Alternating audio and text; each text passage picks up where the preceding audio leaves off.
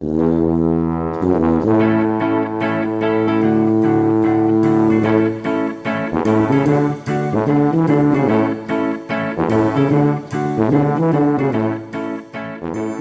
and welcome to the Mental Breakdown Morning Show. I'm Dr. Bernie Wilkinson. I'm Dr. Richard Marshall. And it's a wonderful Monday, November 7th, 2016. The air is a little cooler yesterday and today. It's been a very nice, it was a very nice weekend. And so I'm really excited about this week. This is going to be... You're excited about this week? It's going to be a great week. A little anxious about everything for tomorrow. Tomorrow being election day. Election day. But, it'll all be all right in the end. I'm sure that whoever wins will get through that, and we'll move on, I'm hoping, and move from there. But today, yes, we're going to talk about something that we have sort of joked about the last couple weeks. Yes. And that is time change. So time changed yesterday, and so it's just a early little, yesterday morning, right? Right. A little joke we have here in the office is we have Miss Cassie that works here in the office, and she says, she goes, I'm so excited about this weekend. We get an extra hour of sleep. And I think that's the sentiment that a lot of people have. And so I was up early in here Sunday morning, and I sent an email out, and she replied back. She goes, I can't believe that you're at work at 7:30 in the morning or something like that. And I said, oh, well, I waited a little while before I sent any emails. I wanted to wait until it was later in the morning. She goes, why is it later in the morning at 7:56 or whatever time I sent it? And I said, what? I said time change last night. I got a whole extra hour of work today. We got an extra hour of work yesterday. I needed it too. It was great, but it was a fantastic weekend. I got to see family, and you said you got to see some extra family. I was in Phoenix last week. Yeah, doing a conference. Lovely people, great, well-educated, well-informed audience. We had a great time, and they asked good questions, and really enjoyed myself out there. Got back late Saturday night, just before the time change. Yeah, when Tampa came home. But yeah, we had family in town yesterday, so that was fun.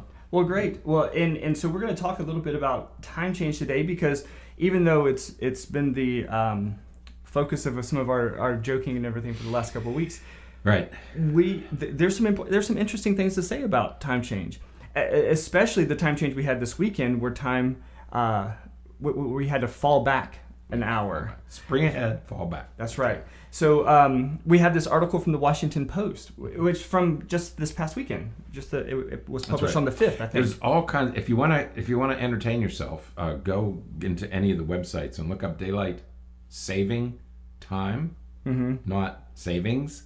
That's right. I always thought it was daylight savings time. It's not. So the first thing I learned is it's daylight saving time. No S. Right. On saving. Right. Well, what this article from the Washington Post covers is, I guess this author, he has written before about some of his issues with changing time and the way that we, again, spring ahead and fall back an hour. But he brought up some really interesting points that I think that we should bring up, because how does changing time, especially when we change when daylight saving time ends, how does that affect our mental health? That's right, because we all have these vague complaints about, I have to turn the clock back and I can't use it. It happens both times, right? Whether you're springing ahead, whether you're you lose an hour in the spring, right, and everybody complains about that. And then you gain an hour in the fall, but then it gets dark sooner, and people have these vague complaints. So what this author did is say, well, let's see what's actually happening. Right. And he found this study that was done in Norway, I think. Right. The first study of its kind. Apparently, nobody's ever looked at this issue before. Which is interesting. That surprised me, that nobody else has looked at the issue before. How does the time change? How does this 1 hour difference, how does it affect people's mental health? Right. And so this group of researchers, I believe from Norway, not surprisingly it's from Norway, because in the upper latitudes, Norway and north, everything, Northern Europe and up, it can stay dark for long periods of time. And as you get farther north, into Alaska and the poles, it can be dark even most of the day. Well, I think you went a little bit farther north. I think the study was in Denmark. Was it Denmark? Yeah. But you're right. I took a first time ever trip to England last year. Right. Never been outside the U.S. before, and went over there. And even during the summer, it was interesting how different the time that the light schedule was. Right. So I can certainly see and appreciate how. Was it got dark sooner? No, it got dark a lot earlier in the day, and it never and I don't think it was just because we were staying in the city proper, but it never really seemed to get dark. Dark, right. Even during the middle of the night, at 10 o'clock at night, it still looked like dusk. Right. It was never really dark. Not while I was awake anyways, because I would fall asleep. But it was really difficult to get on an appropriate sleep cycle there because it's light really early. Right. And it didn't really get dark until later. So, and so in the winter, it's exactly the opposite. So in the winter, it's going to get dark earlier, and it's going to stay dark, and it stays dark longer in the morning. Right. And the darkness. There's a little structure in our brain called the pineal body, or in Texas they call it the pineal gland. Dr. Red Duke calls it the pineal gland, but the pineal body is sensitive to light, right? Okay, and that's what triggers these our circadian rhythms, right? We've talked about it on the show before. That when it gets dark, melatonin gets released, and that, right. Okay. And when the blue sky comes back in the morning, melatonin shuts off, and that's the pineal body that's responding to the day-night cycle, right? And that gets thrown off, right? Okay. So what this author and what the research talked about is that. Certainly the sun doesn't change, and the way that we're rotating around the sun doesn't change. Right. That's not going to change. But what happens is when we fall back, when we lose that, or when we drop back an hour. Right. So now instead of getting dark at 6 p.m., it's getting dark at 5 p.m. We're losing an hour of sunlight at the important times that we need the sunlight, because instead of it's getting dark earlier.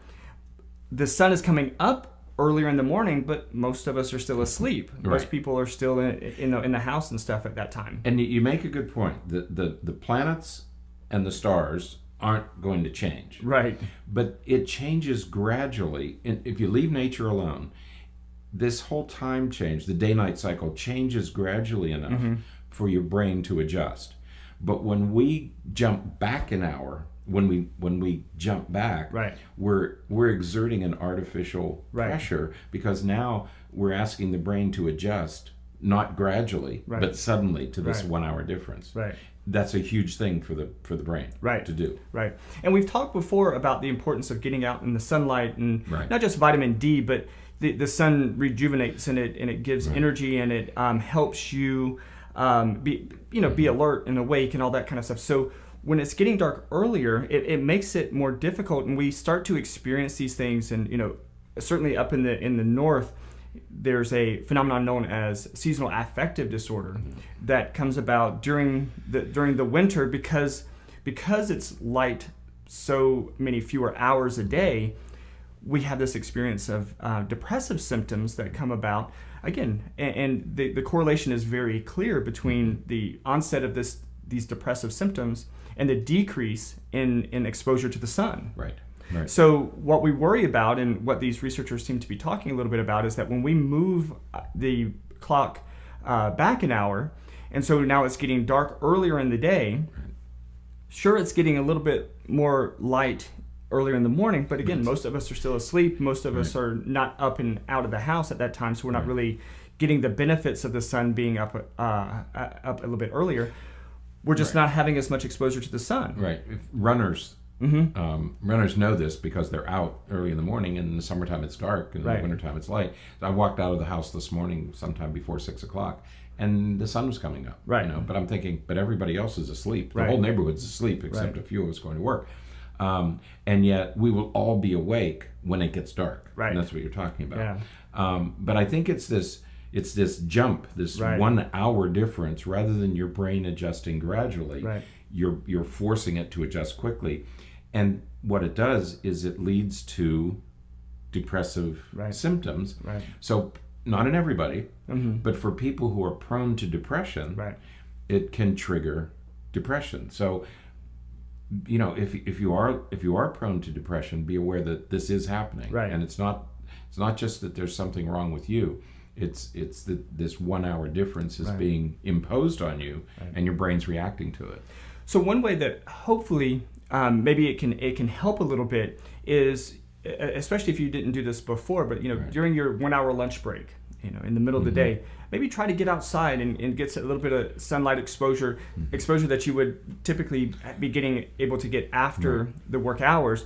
Try to get out in the middle of the day sometime and get some of that sunlight exposure, just to have some of that, vitamin D in the very least. But If you other live things in too. those places where the sun is out. Right. The other thing that happens, remember that in the wintertime, we have more precipitation in the north. I mean, we have snow and rain. Right. So it's dark, it's cloudy. It's The cloudy. sun is obscured more hours of the day in the wintertime than in the summertime. If you live in a place where the sun's shining, I was in Arizona Right. last week. We're in Florida now. Go out and get. If you can't get sunlight, it's okay to use artificial light. Right. But sunlight is better than artificial light. Absolutely. Okay, so if the sun is shining, even if it's cold, try to get out and absorb some of that sunlight, real natural sunlight. Right. Yeah. And that'll help you feel better. It's great for you, and it will help again sort of recharge some of that, and That's right. some of that energy that you're using up from being inside all the Right. time. And in the very least, you're up and walking around and Right. It exercising really is a bit. quick fix. Right. If you're feeling kind of down and sad and out of sorts, get dressed, get outside, get some sunlight.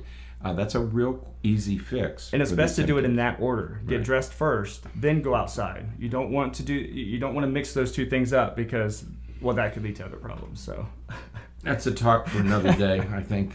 So, all right. So, so hopefully everybody is now on the correct time. That's- We've all fallen back. We have fallen back. Jump back an hour, and so get out, get some sun, get some enjoy the outside a little bit. Again, the weather's fantastic. Can I say one more thing?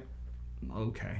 If you're in the sandwich generation, Okay. and you're taking care of elderly parents, sundowner syndrome. Yeah. The elderly tend to get something called. Remember, they're especially prone to the effects of these time changes. So keep your parents in mind and make sure that they're doing the things that they need to do Right. to sort of push back against this this crazy what Right. most people now feel is an unnecessary transition. That people Right. are saying we really don't need to do this anymore. And for those who don't know what the sundown syndrome is it just seems to happen with some individuals, especially elderly individuals with maybe some different forms of dementia and different things like that. When the sun goes down, we tend to see this pattern of behavior where they become a little more irritable, a little bit more agitated, a little bit more Forgetful. some of those symptoms begin to just seem to be more They get exacerbated exaggerated, right. when the sun goes down. It's an interesting phenomenon. I really don't know the biology completely behind it, but it's there, and it's Right. very real. When I worked on the memory disorders unit at Oh, the yeah. hospital, You my see it. goodness, If you've ever taken I care of never it, wanted to work that 3 to 11 shift. That Right. was the worst shift. that's the hardest shift. So, all right. Well, we're going to end this podcast on a happy note there. So, get outside, enjoy the wonderful weather, Right. and exercise and enjoy the sun as much as you can, whenever you can. And we will see you tomorrow morning. That's right. And remember, pick something out that you want to do this week. Right. Something that you want to accomplish this week. and Accomplish that have goal at this it. week. Yeah. Right. Okay. All right. Bye-bye. Happy Monday.